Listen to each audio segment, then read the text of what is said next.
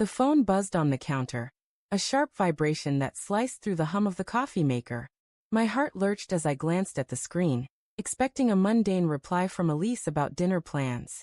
Instead, her text glowed like a warning flare. "I'm a free woman, stop tracking me." The words hit like a punch, stealing my breath. 12 minutes later, another message landed, this one from our landlord. "Lease terminated. Vacate by end of month." My hands shook as I gripped the counter, the cold granite biting into my palms. The apartment, our shared haven of 2 years, felt suddenly hollow, its exposed brick walls closing in like a trap. I reread Elise's text, each word a splinter in my chest. Free? From what, me? Our life? The life we'd built in this overpriced Brooklyn loft, with its creaky hardwood floors and the mismatched mugs we'd collected from flea markets? Confusion churned into anger, then curdled into something heavier, dread. I opened the tracking app we'd both agreed to use, a silly pact from our early days when jealousy was playful, not poisonous. Her location was offline. The little green dot that usually pulsed near her office in Manhattan was gone, replaced by a gray void. My stomach twisted. When had she turned it off? Why? The past month flickered through my mind like a montage of red flags I'd ignored. Her late nights at work drinks with colleagues I'd never met. The way her phone stayed face down, notifications silenced, when we watched Netflix on the couch. The vague Instagram stories, blurry city lights, a cocktail glass, no captions, that felt like coded messages to someone else. I'd rationalized it all. Elise was ambitious, a graphic designer clawing her way up in a cutthroat industry. Of course she was busy. Of course she needed space. But free woman? That wasn't ambition. That was a declaration.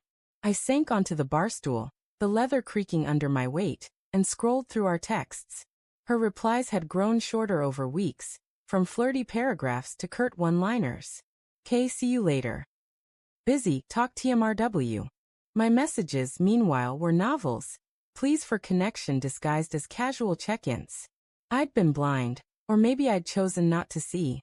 The truth was there, in the gaps between her words, in the way she'd stopped saying "love you" first.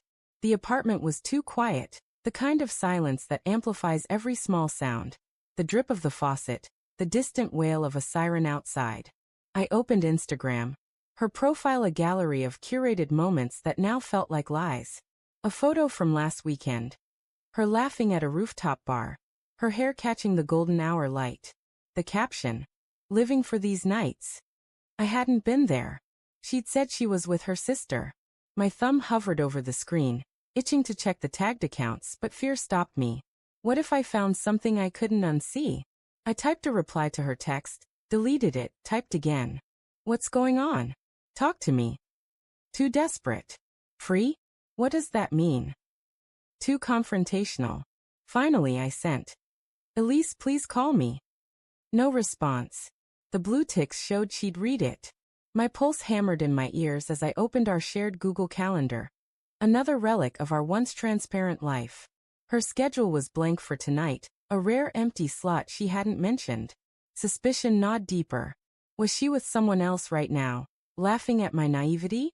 The landlord's text gnawed at me too. Eviction? We'd paid rent on time every time. I called him, my voice unsteady as I asked for an explanation. "Elise canceled the lease," he said, his tone clipped, like he was annoyed I didn't already know. "Said you two were done." Done. The word echoed. A guillotine on our future. She hadn't just betrayed me, she'd erased our life without a word. I paced the apartment, the scent of her lavender perfume lingering in the air, mocking me. Her laptop sat on the coffee table, closed but unlocked. I hesitated, guilt prickling at the thought of invading her privacy. But she'd crossed the line first, hadn't she? I opened it, the screen waking to her email inbox. A message from a dating app caught my eye, a notification about a new match. My chest tightened as I clicked. The profile wasn't hers. It was a man's, someone named Caleb, his bio dripping with charm. Lover of late-night talks and spontaneous adventures. The kind of guy Elise used to tease me for not being. There was a thread of messages, flirty and intimate, dated weeks back. "Can't wait to see you again," he'd written last night. Her reply, "Soon, promise." The room spun. I stumbled to the couch, the velvet cushions swallowing me as betrayal sank in. She'd been building a parallel life, one where I didn't exist. Every late night, every vague excuse, every unanswered text, it wasn't work. It was him. I wanted to scream, to call her and demand answers, but fear held me back. What if she laughed? What if she didn't care? Hours passed, the apartment growing darker as the sun dipped below the skyline. My phone stayed silent. I drafted a text to Caleb, my fingers trembling with rage, but stopped. What would I even say? Instead, I opened her Instagram again, this time checking her followers. There he was, Caleb, his profile a parade of smug selfies and rooftop bars. One photo showed a woman's hand holding a drink, her nails painted Elise's signature teal. The timestamp, 2 nights ago. My vision blurred with tears, anger, heartbreak, shame all at once. The door clicked open at 11:47 p.m. Elise froze in the doorway, her eyes wide as she saw me on the couch, her laptop still open. "You're up," she said, her voice tight, like she'd rehearsed this moment. She wore the leather jacket I'd bought her. The one she said made her feel invincible. Now it looked like armor. Why? My voice cracked, raw and exposed. Why didn't you just tell me? She set her bag down, slow, deliberate. I didn't know how, she said, avoiding my gaze. I thought this was easier. Easier. I stood, my hands shaking. You canceled our lease. You're on dating apps. I choked on the words. You're with someone else. Her silence was confirmation. She looked at me then, her eyes glistening but defiant. I felt trapped, okay? I love you, but I wasn't free.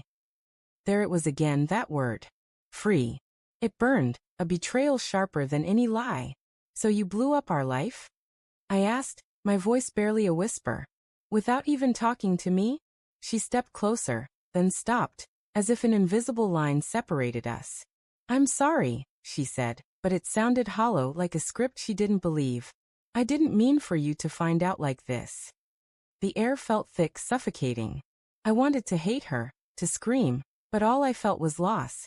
Get out, I said, my voice steady for the first time. You're free now.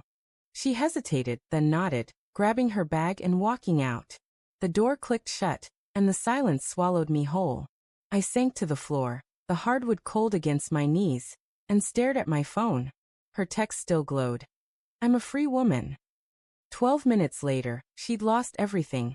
Our home, our trust, our future. And so had I.